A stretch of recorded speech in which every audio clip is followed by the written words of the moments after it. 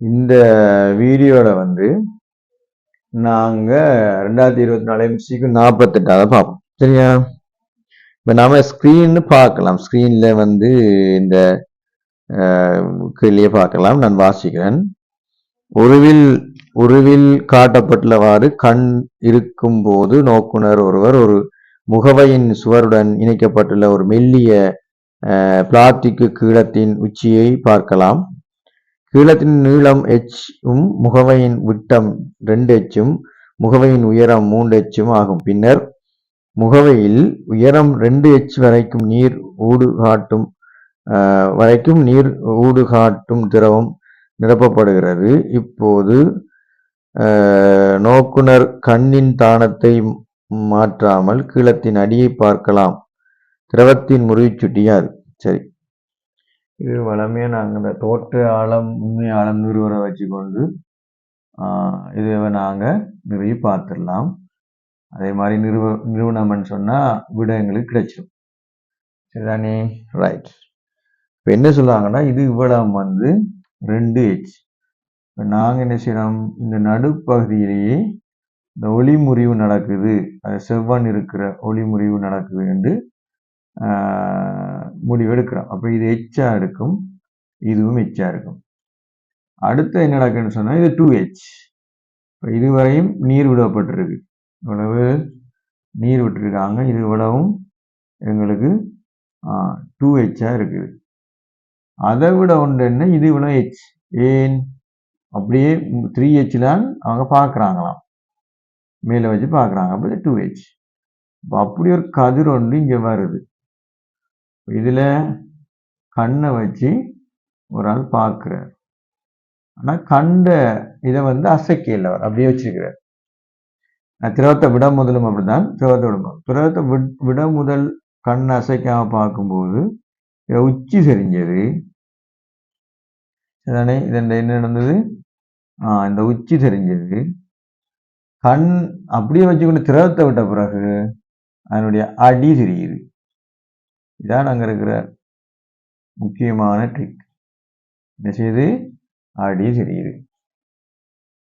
சரி, இப்ப இது வந்து என்ன செய்யும், எங்களுக்கு எவ்வளவு 1, அதான் வழியிலே முடிச்சுட்டி.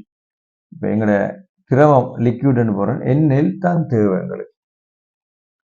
சரியா? ரைட். இப்ப நிழலின் என்ன சொல்றேன் விதியை பயன்படுத்துவோம். அந்த நிழலின் விதியின்படி இது என்னது, இது தீட்டா, இது தீட்டா. அடுத்தது இதுவும் சைன் தீட்டா, சைன் ஆறுன்னு வச்சு விடுவோமா, இது ஆறுன்னு போடுவோம். ரைட். முதல் எழுதுவோம், NA இன்டு சைன் தீட்டா சமன் NL இன்டு சைன் ஆர்.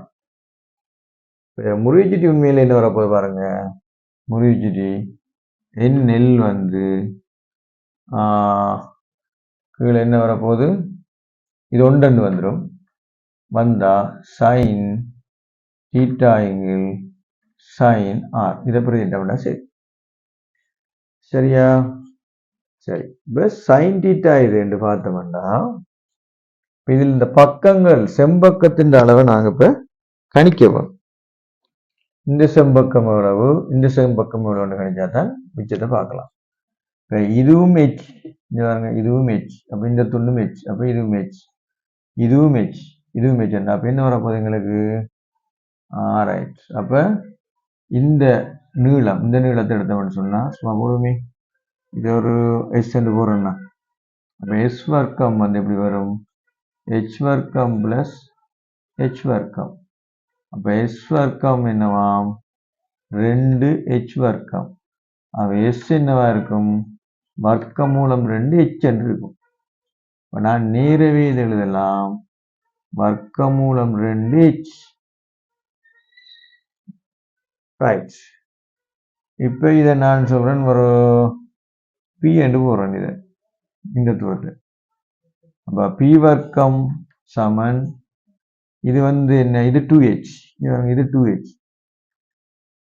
அப்போ 2h வர்க்கம் சக ஹெச்சின் வர்க்கம் இந்த வர்க்கம் பி வர்க்கம் சமன் என்ன மொத்தமாக 4 வரும் இது 5 அப்போ 5 ஹெச் வர்க்கம் வரும் அப்போ பி என்னவா இருக்கும் 5 வர்க்கமூலம் 5 தான் வர்க்கமூலம் இன்டு ஹெச் அப்போ இது என்ன பெருமதி இருக்கு 5 வர்க்கமூலம் 5 ஹெச் என்று வரும் இது இப்போ இதை இங்கே நாங்கள் அப்ளை பண்ணோம்னா சரி விட வந்துடும் என்ன அப்ளை பண்ண போகிறோம் சைன் எடுப்போம் சைன் தீட்டா என்ன எதிர்பக்கம் செம்பக்கம் ஆகவே NL சமன் எதிர்பக்கம் என்னவா இருக்குது நம்மகிட்ட ஹெச்சா இருக்குது செம்பக்கம் எவ்வளவா இருக்குது வர்க்கமூலம் 2 ஹெச் என்று வருது பிறகு பிரித்தல் சைன் அப்போ ஆர் என்ற ஹெச் அப்போ இங்கே ஹெச் கீழ் 5